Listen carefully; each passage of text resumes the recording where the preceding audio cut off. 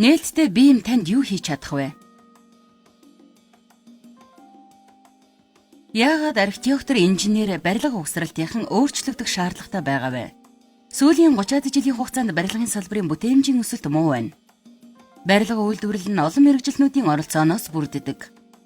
Барилга төлөвлөх, угсрах, ашиглахын тулд бүх мэргэжлийн хоорондоо уялдаатай нэгдсэн мэдээлэлээр ажиллах зайлшгүй шаардлагатай. Уламжлал аргаар бид мэдээллийг цаасан хэлбэрээр солилцдог байсан. Энэ хэлбэр нь зарим зүйл дээр үл ойлголцох, алдаа гарах шалтгаан болсоор л байгаа. Уламжлалт байдлаар хийгдсэн төслүүд үүссэн алдаа нь барилгын өртөг өндөртэй хугацаанд баригдахгүй хойшлоход хүргэдэг. Ихэвчлэн хугацаа болон төсөв ихсдэг. Үүнийг яаж өөрчлөх вэ? Барилгын төслийн бүх оролцогчдод бүх мэдээллийг нэг нээлттэй форматаар солилцвол уялдаатай алдаагүй болно. Барилгын мэдээлэлтэй загварчлал буюу бием нь бодит баригдах барилгын цахим хэлбэр юм а. Бодитоор баригдах барилгын эдлхүүн бүр нь яг адилхан байдлаар бием дагуулгадана. Барилгын бүх мэдээллийг нээлттэй формат болох IFC болон стандартлагдсан өгөгдлийн баазын тусламжтай солилцно. Төслийн бүх оролцогч өөрт шаардлагатай хэсэг рүүгээ хэрэгтэй үедээ хандаж ажиллах нь уялдааг сайжруулна. Бид яаж ажиллахыг хүсэж байна вэ? Барилгын мэдээлэлтэй загварчлалаар яаж хамтран ажиллах талаар жишээ авъя. Бидэнд сургууль хэрэгтэй байна. Захиалагч шаардлагатай нөхцлүүдийг зургийн даалгавраар гаргаж өгнө.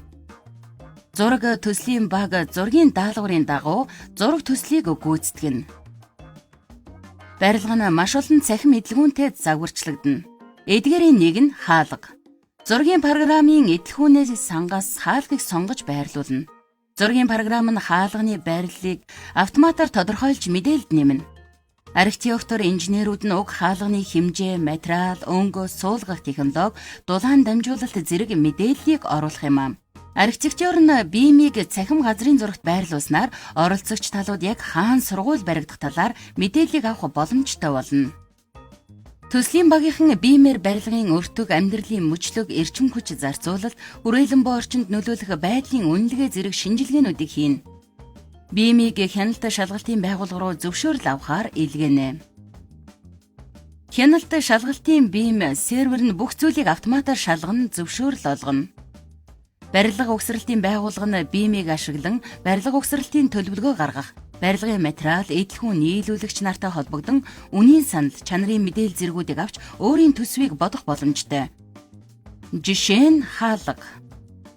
Угсралтын байгууллага нийлүүлэгч нараас хамгийн тохиромжтой гэж үзснээ сонгох юм а. Сонгосон эдлхүүнийхээ бүх мэдээллийг биемд хадгална. Ингээд жинхэнэ хаалгыг барилгын талбай дээр авчирч угсарна.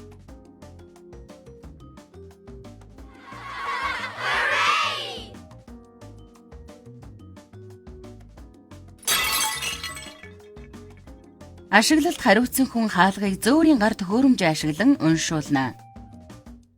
Хаалганы бүх мэдээллийг уг төхөөрөмжийн тусламжтай харж болох бөгөөд хаалганы солих шаардлагатай хэсгийг захиалгад оруулна. Захиалгын дагуу ирж хаалгыг заасна. Тухайн үед хийсэн бүх үйлдэл буюу захиалсан, суулгасан байдал, үн гэх мэт мэдээллийг биемд бүртгэж авна. Building Smart бол шийдэл.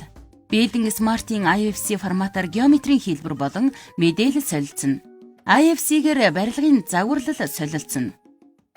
Building Smart-ийн өгөгдлийн бааз нь бүх эдлхүүн, барилгын материал, шинж чанар, ангиллыг стандартчлна. Өгөгдлийн бааз нь бием дэмжигч бүх төрлийн программуудыг хооронд зохицон ажиллах боломжийг бүрдүүлнэ.